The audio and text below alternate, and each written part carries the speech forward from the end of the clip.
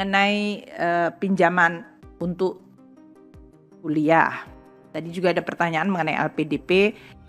Kami di pemerintah ya, terus menggodok dan merumuskan kebijakan-kebijakan karena dana pendidikan itu ya harus dinikmati oleh terutama masyarakat generasi muda yang sekarang ini sedang membutuhkan akses pendidikan, gitu kan.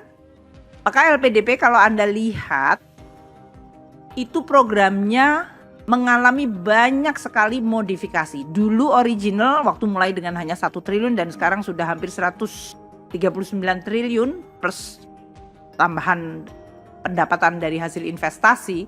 Dan kalau tahun ini ditambah lagi, itu akan bisa mencapai mendekati 150 triliun. Kalau Anda lihat dari LPDP, itu banyak jendela yang dibuat. Di situ ada dana abadi untuk penelitian, dana abadi untuk perguruan tinggi, dana abadi di dalam jendela untuk pesantren, dana abadi yang sekarang bahkan dari Kementerian Agama untuk ada ekualisasi terhadap tidak hanya pesantren, karena pesantren itu diatur oleh undang-undang tersendiri, namun untuk agama yang lain, sehingga kita juga mulai membuka dan kemarin di dalam rapat Dewan Pengawas LPDP itu dibahas.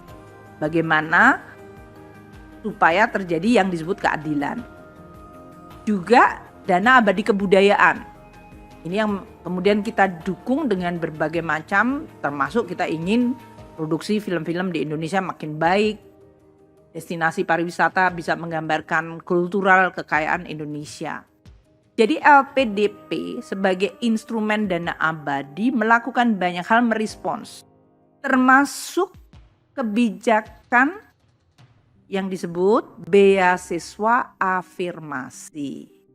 Ini terutama untuk para murid S1 bahkan yang namanya dulu bidik misi, dan juga bahkan untuk kebutuhan yang sangat spesial seperti Menteri Kesehatan ingin memperbanyak jumlah dokter spesialis. Ini kita selalu coba akomodasi. Nah, saat ini terkait dengan tadi yang disampaikan adanya masih bangsa mahasiswa yang membutuhkan bantuan pinjaman. Kita tuh sekarang sebetulnya sedang membahas di dalam Dewan Pengawas LPDP. Meminta LPDP untuk mengembangkan kemungkinan mendevelop yang disebut student loan.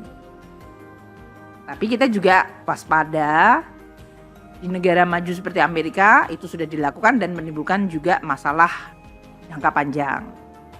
Maka kita juga akan melihat, kita sudah membahas dengan perbankan, LPDP nanti akan merumuskan bagaimana affordability dari pinjaman itu sehingga tidak memberatkan student, tapi juga tetap mencegah terjadinya moral hazard, dan tetap memberikan afirmasi terutama pada kelompok yang tidak mampu. Itu semua kombinasi yang harus kita nanti capture di dalam desainnya. Nah, saat ini LPDP sedang membahasnya untuk kemudian bisa kita sampaikan dan kita putuskan di dalam Dewan Pengawas. Poin saya adalah sesuai dengan yang keinginan kita, Indonesia ingin menjadi negara maju, dan negara maju itu identik dengan human capital, sumber daya manusia yang baik kualitasnya. Maka kita juga akan terus memperbaiki, mempertajam, mengadres berbagai isu mengenai human capital. Terutama di bidang pendidikan, melalui program yang bisa didanai oleh LPDP. Tapi LPDP tidak satu-satunya ya untuk mengadres isu human capital. Kita punya dana pendidikan melalui transfer ke daerah, melalui kementerian, Kemendikbud, BRIN, dan yang lain-lain. LPDP itu adalah komplemennya. Jadi jangan kemudian sering memikirkan bahwa satu-satunya untuk mengadres semua isu hanya LPDP, enggak.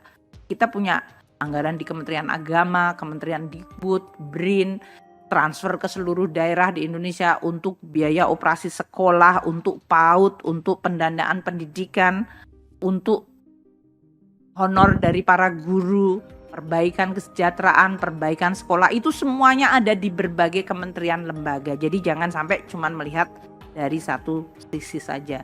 Jadi saya ingin sampaikan tadi apa yang terjadi kalau dari sisi institusi keuangannya tadi Bapak Mahendra sudah menyampaikan. Kalau dari sisi program pemerintah, kebutuhan berbagai generasi muda yang memang bervariasi ya. Dan ini mulainya dari PAUD, usia dini, sampai kepada pendidikan tinggi dan pasca sarjana. Semuanya sepanjang rantai pendidikan itu. Dan tentu kita akan terus merevine seluruh program-program baik itu di bidang pendidikan dan juga di bidang penelitian dan di bidang kesehatan, bahkan di bidang kebudayaan dan tadi agama. Banyak sekali program yang harus ditangani dan APBN bekerja secara terus merespons berbagai masukan, memperbaiki program-program tersebut. Yang saya ingin tutup bahwa seluruh program itu tentu kaptennya yang bertanggung jawab adalah kementerian lembaga. Kementerian Keuangan mengelola dananya, mengelola anggarannya. Jadi kami memang mungkin punya informasi cukup banyak karena KL-KL itu dalam menggunakan anggaran pasti kemudian akan menyampaikan berbagai desain programnya dalam penggunaan, entah itu menggunakan dalam bentuk belanja, DIPA, atau melalui below the line yang istilahnya pembiayaan investasi seperti LPDP.